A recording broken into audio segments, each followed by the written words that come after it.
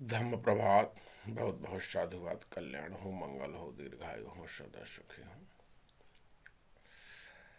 आज हम संगत करेंगे नागरिक के लिए क्या क्या आवश्यकताएं, एक आइडियल सिटीजन्स को क्या करने चाहिए।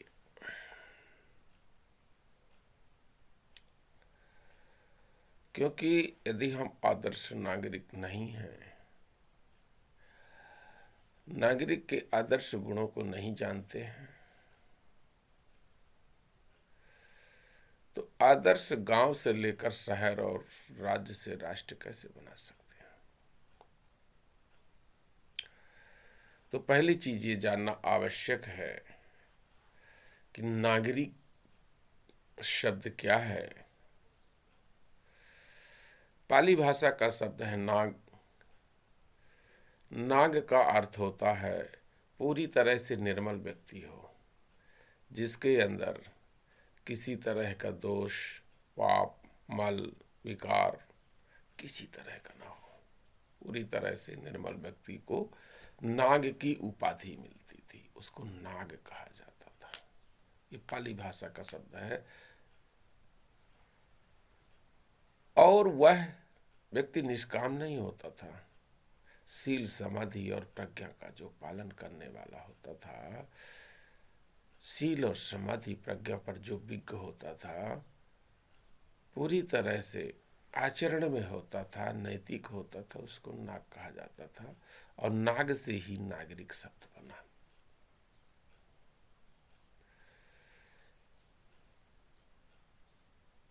और नागरिक शब्द सर्वप्रथम भारतवर्ष में ही पैदा हुआ, क्योंकि दुनिया को ज्ञान देने का काम, दुनिया को प्रकाश देने का काम, दुनिया को विज्ञान देने का काम भारत ने किया। अब हम जानेंगे तो नागरिक को क्या क्या आवश्यकताएं हैं। तो पहला, नागरिक को पहली चीज, नागरिक को क्या मालूम होना चाहिए। नागरिक को परिवार के दायित्व का मालूम होना चाहिए।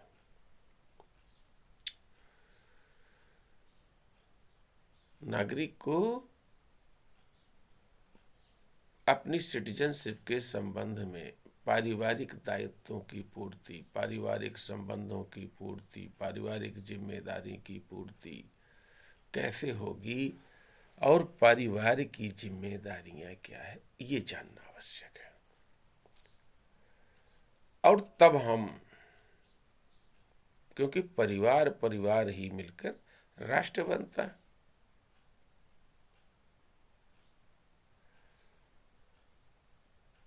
परिवार की स्थिति, गांव की स्थिति, राज्य की स्थिति और राष्ट्र की स्थिति, ये हमको जानना आवश्यक है।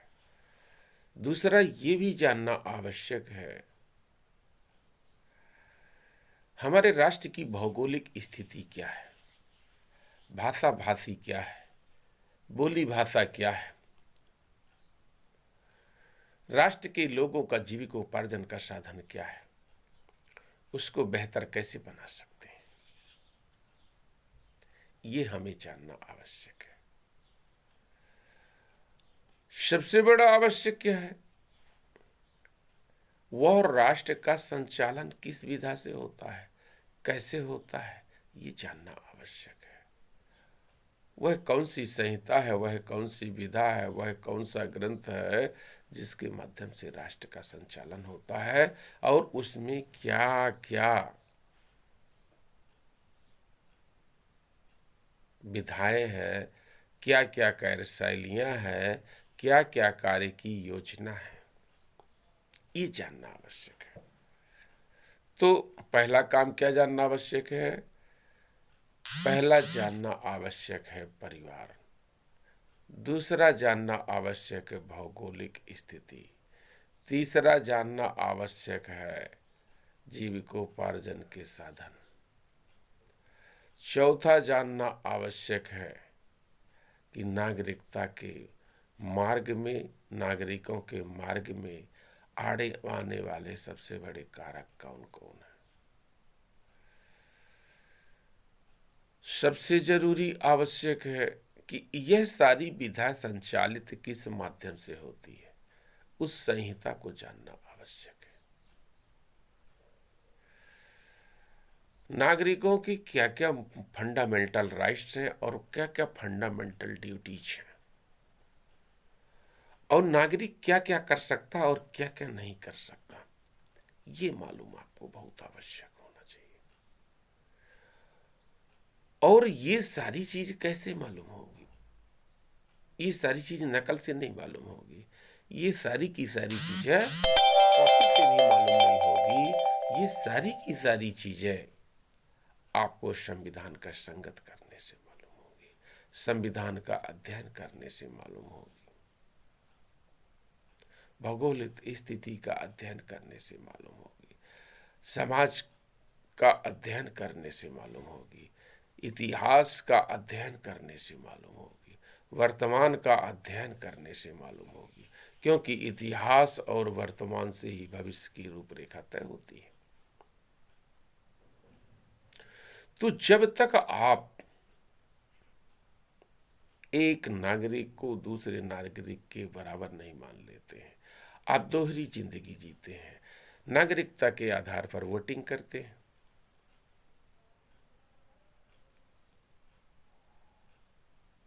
और पाखंड के आधार पर समाज में जीते हैं, जाति के आधार पर समाज में जीते हैं। ये आपका कई गुना बर्डन हो जाता है। ये आपका कई गुना बर्डन होता है। या तो आप नागरिक बन लो, या जाति में बन लो, या ऊंच में बन लो, या नीच में बन लो, या रेवड़ी की लाइन में खड़े हो, या उद्यम करने के लिए डेवलप हो। ये सोचना आपकी जिम्मेदारी है। तो यहां पर पूरी तरह से आपको नागरिक और नागरिकता, नागरिकों के अधिकार, नागरिकों के कर्तव्य, नागरिकों की आवश्यकता, नागरिकों के आवश्यकता पूर्ति के उपाय, नागरिक स्वस्थ, सुडौल, सुंदर, सुसंपन्न कैसे हों, सुशिक्षित कैसे हों, ये सारी चीजें जानना है। तो अब आपको जानना ये पड़ेगा कि हमारे मोटा मोटी जानिए ना, हमारे राष्ट्र में कुल कितने राज्य हैं, हमारे उन राज्यों में कुल कितने कितने जिले हैं, वहाँ की भौगोलिक स्थिति क्या है, और राष्ट्र के संसाधन क्या हैं, राष्ट्र के कर्मचारी कितने हैं, ऑफिसर कितने हैं, मिनिस्टर कितने हैं, है ना, सेक्रेटरीट में सचिव कितने हैं, है ना। ये सारी चीज़ें आपको जानना आवश्यक है। बहुमत का क्या आंकड़ा होता है, बहुमत कैसे बनता है, पॉलिटिशियन कैसे होते हैं, सोशलाइट कैसे होते हैं, हम कैसे पॉलिटिशियनों को चलाएं, कैसे हम सोशल मूवमेंट को चलाएं, कैसे हम सिटीजनशिप को चलाएं, ये हमको जानना बहुत आवश्यक है।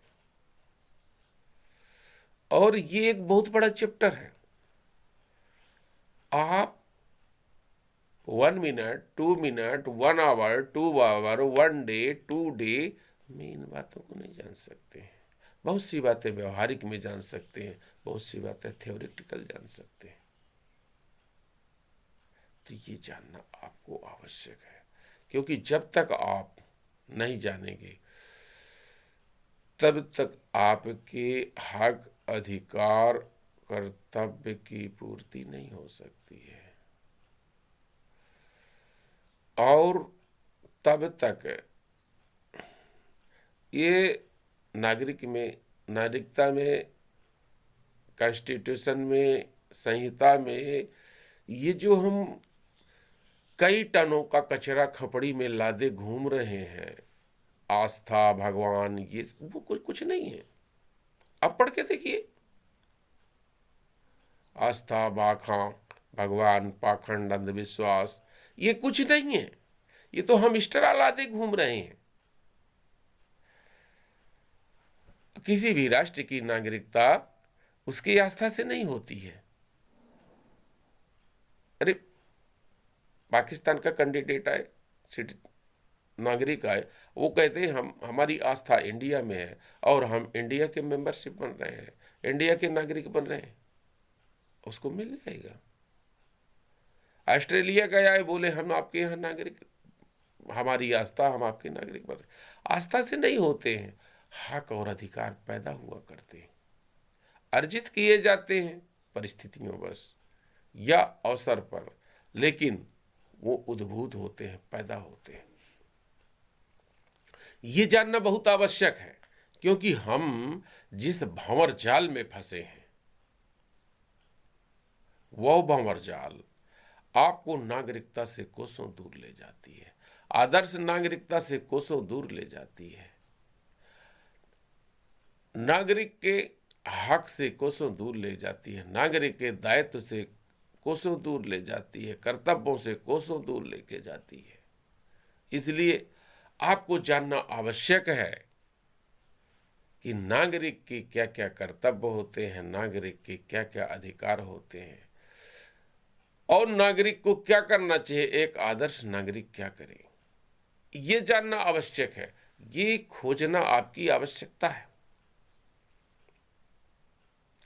और जब तक आप अपने को नहीं जान जाते, इसलिए तथागत बुद्ध ने कहा, अत्य दीपो भव, अपना दीपक आप बने। अर्थात अगर वास्तविक लोकतंत्र की बात होती है, वास्तविक नागरिकता की बात होती है, तो बुद्ध के धम्म से ही होती है,